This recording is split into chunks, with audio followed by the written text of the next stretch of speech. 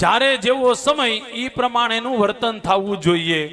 અત્યારે આપણે ક્યાં બેઠા છીએ ભાઈ, જલ્દી બોલો, ક્યાં બેઠા છીએ? કથામાં। આ કથાનો મંડપ છે, અહીંયા આપણે મોબાઈલ ઘુમડતા હોય તો અમને ગમે? હે, ચાલો તમારું નહીં, મારી વાત કરું। અહીંયા તમને સમજાવતા હું હોતે ફોનમાં વાત કરતો હોય તો શું થાય? ગમે કોઈને? અરે સાહેબ, તમારી તો ખબર નહીં, પણ ભગવાનને તો બિલકુલ ન ગમે। યાદ રાખજો, આ સમજણ શક્તિ છે, અને સમજણ શક્તિ આપણામાં કોણ ઉમેરે? કેવલ ને કેવલ ગુરુ। ગુરુ વગર કોઈ દી જ્ઞાન મળતું જ નથી। અને કયું જ્ઞાન ગુરુ આપે છે?